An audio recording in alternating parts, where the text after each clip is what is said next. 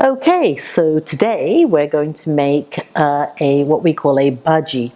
And a bhaji really is a leafy vegetable. Different parts of India call different vegetable dishes a bhaji. For Gujaratis, for me, bhaji really is leafy vegetable as opposed to any other type of vegetable.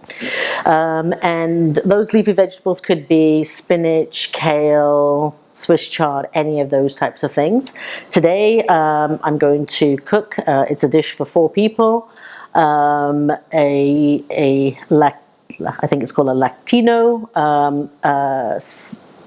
not Swiss chard, a Latino kale.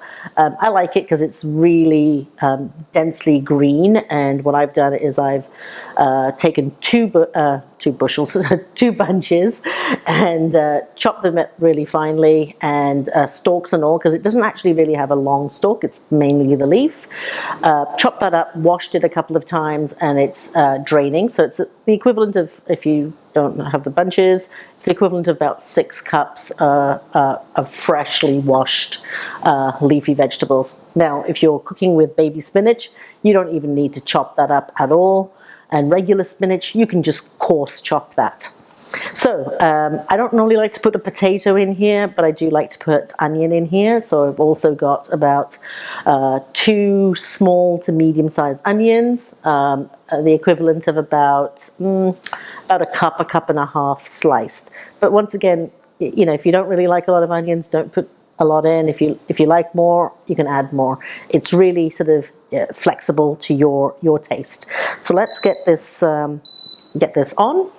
And to start off with, what we're going to do is we're going to add about 3 tablespoons of olive oil or any other type of vegetable oil that you have.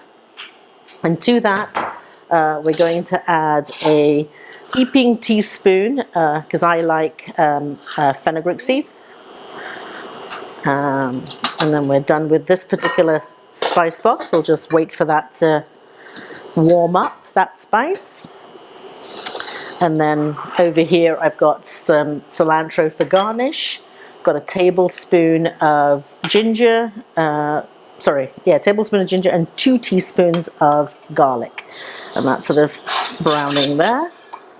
So smoking a little bit. So what I'm going to do to that is add my onion. And we're just going to let the onion soften a little bit. And then we're going to start adding the spices. Okay, so I'm just going to carry on mixing that, and I'll be back when the onion has softened. Okay, so it's been about 2 minutes and the onion is softening really nicely.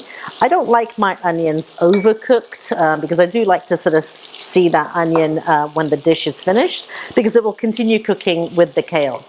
Okay, and then so to this I'm going to add, I always like to add my salt, so I'm going to add 2 teaspoons of salt here. Kosher salt, that's why I'm using that generously. Half a teaspoon of extra hot chili powder. 1 teaspoon of turmeric. And let's add 1, 2, 3, 4 teaspoons of my cumin and coriander mixture. Let's just give that a bit of a stir. Great, smelling very good. And then we're going to add our garlic, so 2 teaspoons of garlic and 1 tablespoon of ginger. That's minced up. Okay, so let's add that.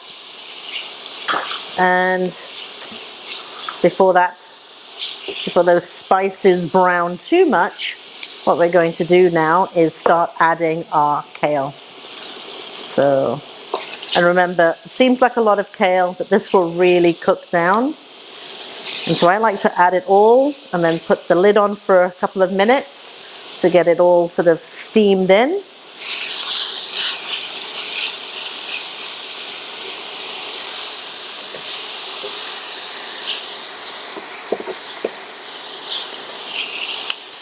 Just get all of those spices in there, because that salt will actually start to reduce, and you're cooking this sort of on a medium-high heat. it sticks a little bit to the bottom, don't worry. Once the water comes out of the kale, it will sort of lift all of those brown bits from the bottom of the pan. Add that again.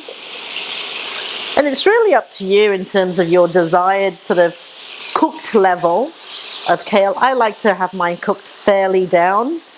And the great thing about this, whether it's spinach or kale or any leafy vegetable, is even if there's a bit of leftover, you can add an egg and make an omelette out of it.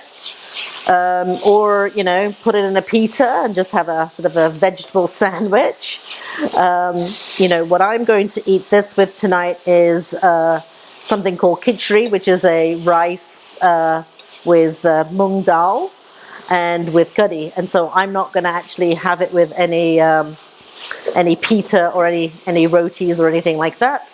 I'm just going to have it on the side to accompany that particular comfort food dish.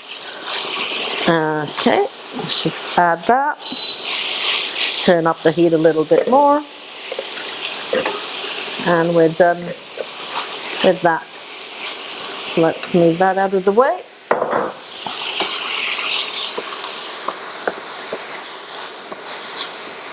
Actually, it's coming down quite nicely, so I may not even cover it. Oops. Stick that back in there.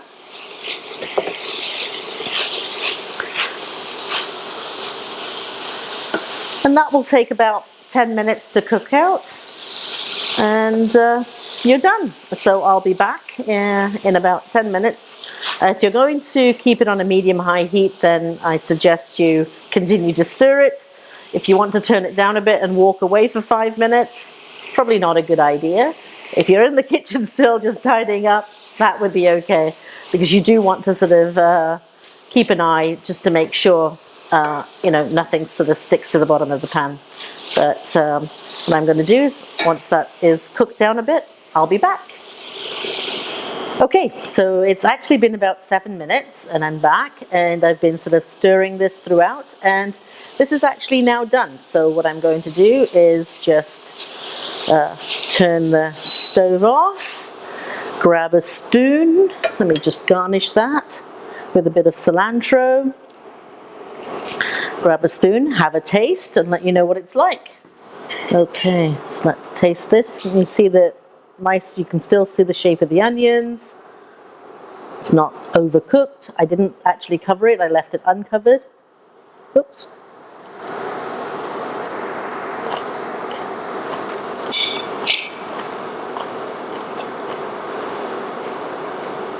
I really like that. It's got a really nice crunch. Still slightly of the kale. It doesn't feel mushy completely. And you can really taste the fenugreek seeds. If you don't like fenugreek so much, maybe add a few less. But I really like that. It's got the right amount of heat. Don't add sugar or anything funky like that into here. It's just a really nice mustardy sort of green taste to it. Anyway, so I hope you enjoy.